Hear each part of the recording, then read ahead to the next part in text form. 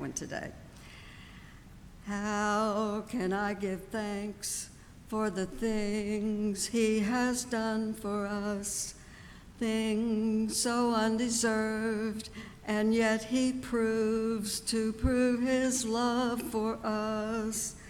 The voices of a million angels cannot express our gratitude for all we are or ever hope to be. We owe it all to thee. To God be the glory, to God be the glory, to God be the glory for the things he has done. With his blood he has saved us. By his power he will raise us. To God be the glory for the things he has done. Just let us live our lives. May we be pleasing, Lord, to thee. And should we gain any praise, let it go to Calvary.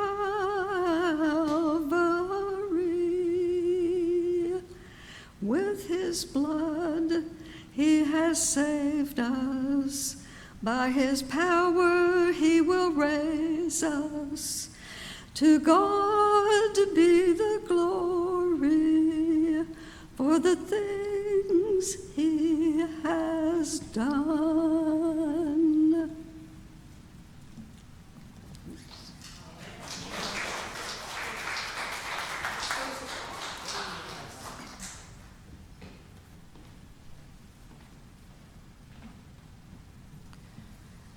And so Moses grew up in Pharaoh's house and became a part of the Egyptian royalty. And he lived a sort of divided life because he looked like a Hebrew, but he dressed like an Egyptian.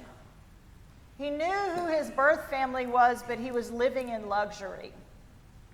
So one day he saw an Egyptian man beating one of his own people, and Moses killed the Egyptian, and he fled in fear from Egypt and took up residence in Midian.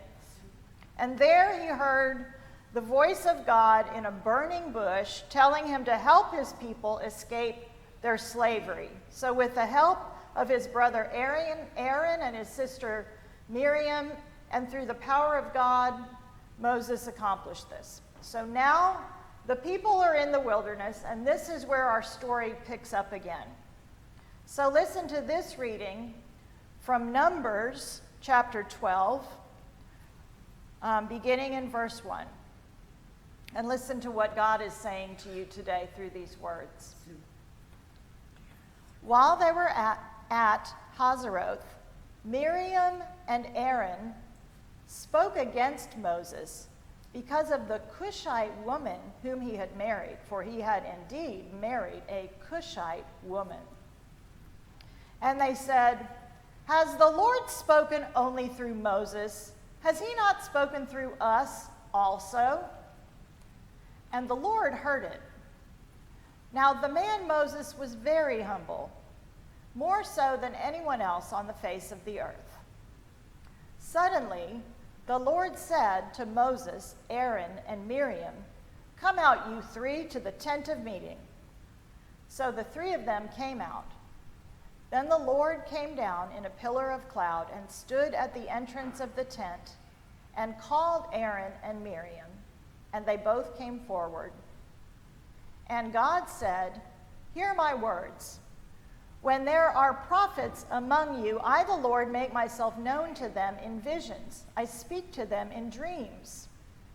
Not so with my servant Moses. He is faithful in all my house. With him I speak face to face, clearly, not in riddles, and he beholds the form of the Lord. Why then were you not afraid to speak against my servant Moses?" And the anger of the Lord was kindled against them, and he departed. When the cloud went away from over the tent, Miriam's skin had become diseased, as white as snow. And Aaron turned toward Miriam and saw that she was diseased. Then Aaron said to Moses, "Oh, my Lord, do not punish us for a sin that we have so foolishly committed. Do not let her be like one stillborn, whose flesh is half consumed when it comes out of its mother's womb." And Moses cried to the Lord, saying, "Oh God, please heal her." But the Lord said to Moses, "If her father had but spit in her face, would she not bear her shame for 7 days? Let her be shut out of the camp for 7 days, and after that she may be brought in again." So Miriam was shut out of the camp for 7 days, and the people did not set out on the march until Miriam had been brought in again. After that, the people set out from Hazeroth and camped in the wilderness of Paran. The word of the Lord. Thanks be to God. Our children are missing. They need to come back. But for this week, we'll move on to our anthem.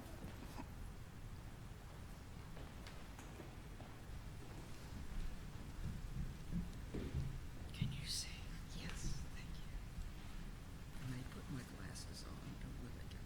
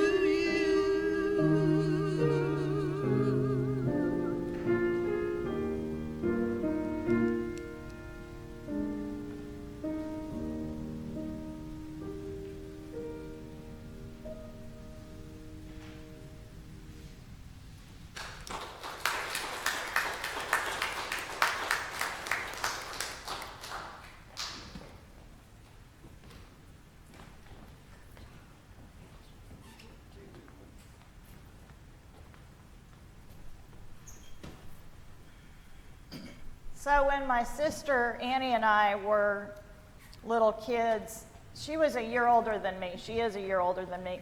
And we would drive my mother crazy because she would have two things, like she would have an apple and a banana, and she would say to me, do you want this apple? And I would say, no. And she would say, okay, I'll give it to your sister. And I would be like, no, I want it. Sibling rivalry gets the best of us. Anybody who has brothers or sisters knows that. And the Bible is full of sibling stories, and these are some stories here in Exodus that might be sort of overlooked in that way.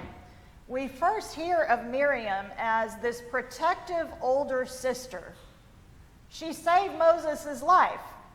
Miriam and her mother had placed the baby Moses in a basket in the river to save him from death by Pharaoh's hand.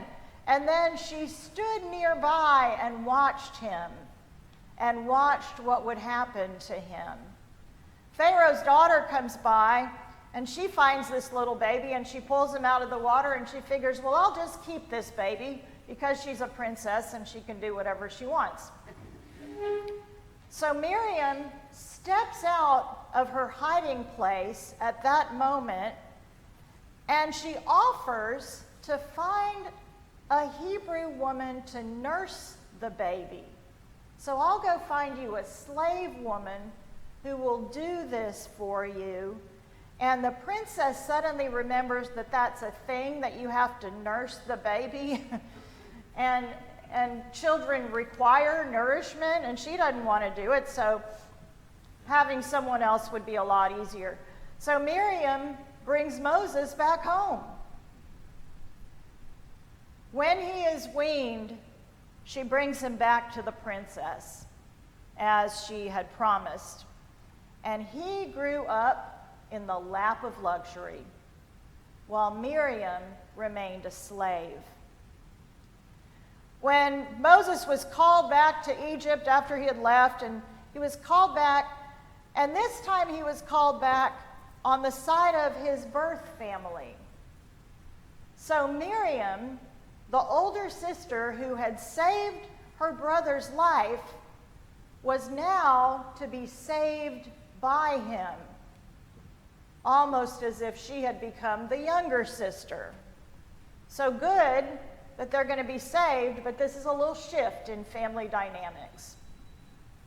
Aaron was the third sibling, the third leg of the triangle, and now and then you'll see them pairing off. Moses and Miriam lead the people in rejoicing after they go through the water. Aaron and Moses help to govern the people in the wilderness. And both Miriam and Aaron held high positions among the children of Israel. Miriam is known as one of the 7 female prophets of Israel, and even her death and burial is noted later. It's said that when Miriam was around, the water was sweet. And when Miriam was gone, the water was bitter. Miriam provided good water. Moses provided the bread in the wilderness. And Aaron had been designated by God as the high priest, the spiritual head of the nation. In fact, the prophet Micah puts them at the same level of leadership. God says this through Micah, in fact, I brought you up from the land of Egypt. I redeemed you from the house of bondage, and I sent before you Moses, Aaron, and Miriam. The 3 are connected. But as Miriam and Aaron saw out there in the wilderness how the people were looking at Moses, they became envious. They wanted to be on the same level as Moses. And this becomes sort of the low point of Miriam's story. They choose to criticize his wife, a Cushite woman, which means she was an Ethiopian. Zipporah was her name. Maybe Zipporah was looking down on the Hebrew women. Maybe Aaron and Midian just didn't like this outsider, this foreigner. Or maybe they thought Moses was spending too much time tending to matters with Zipporah rather than with the people. In any case, the words they spoke showed the real reason for the problem. and that was envy.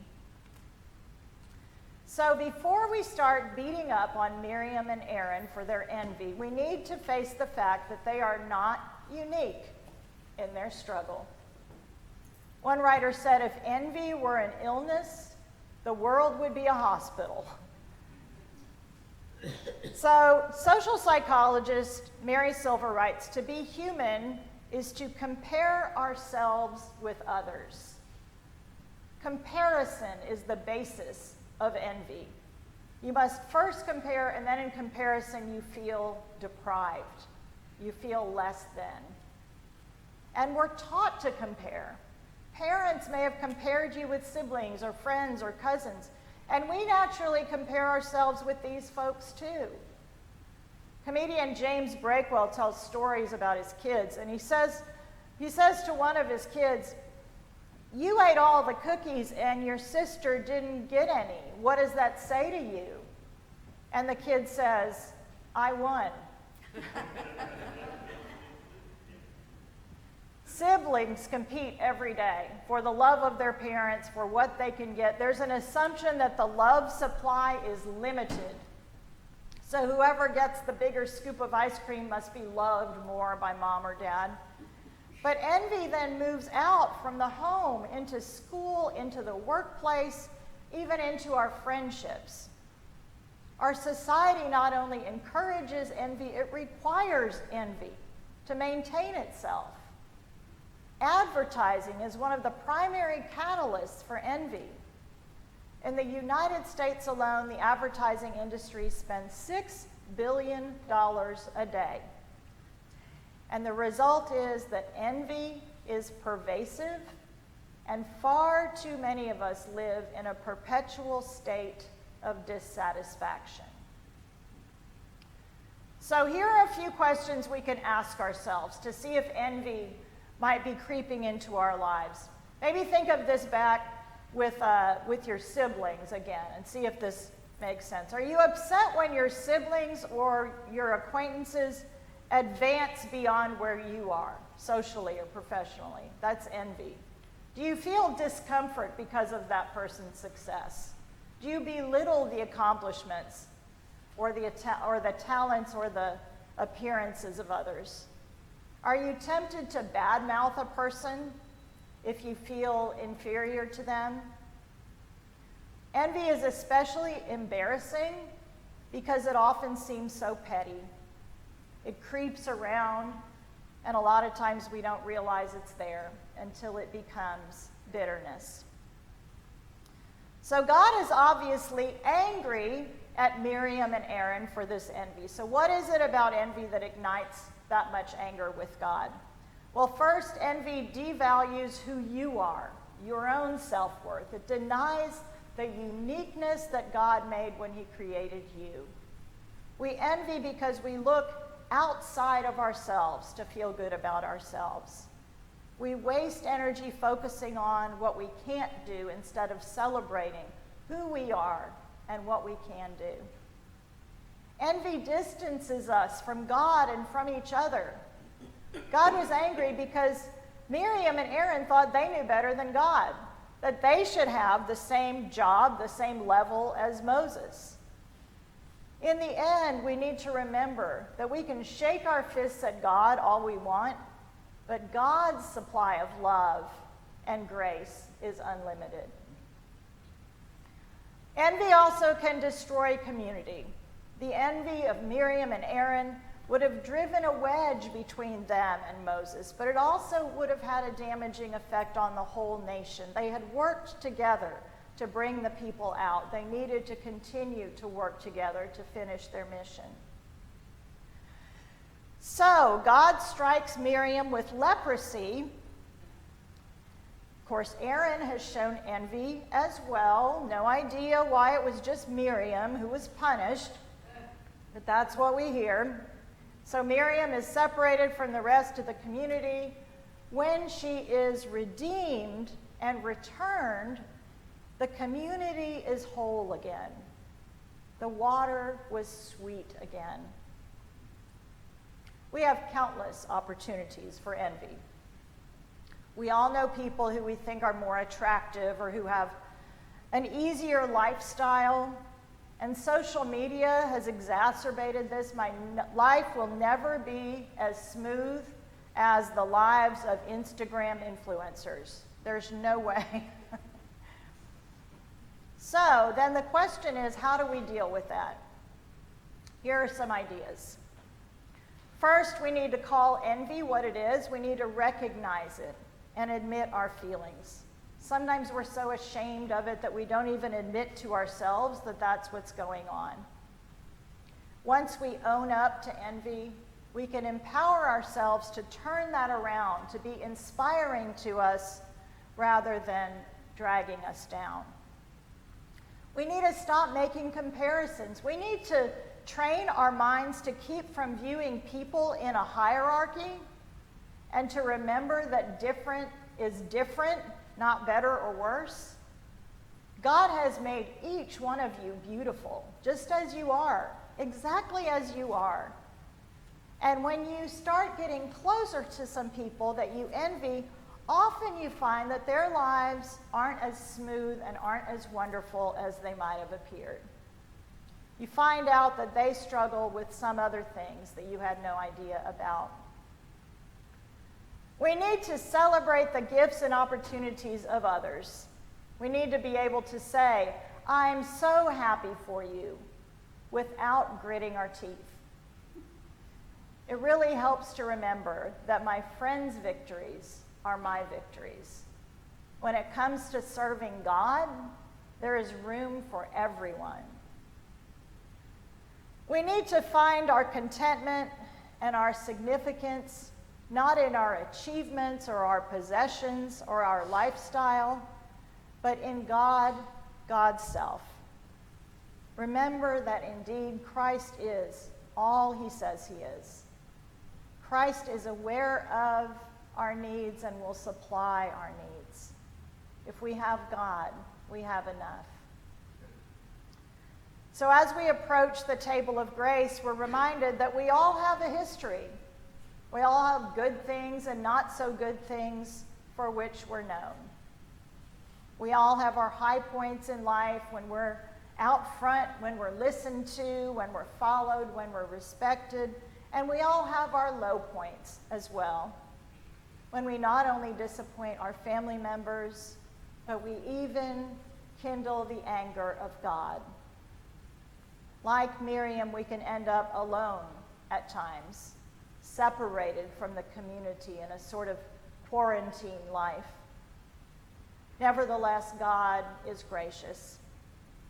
Just as Miriam was restored to the people and her legacy of leadership respected, so may we be restored at this table.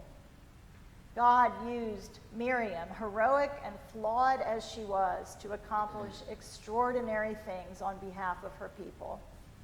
And God will continue to use people like Miriam, people like you, people like me, to do extraordinary things in the days to come. So we come to the table today remembering the old stories.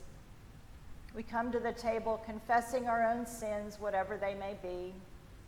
We come to the table offering praise to God for our own deliverance from sin. And we come to the table prepared to recommit ourselves in our day and time to serve courageously the purposes of God in whatever ways God gives us. To God be the glory now and forever. Amen.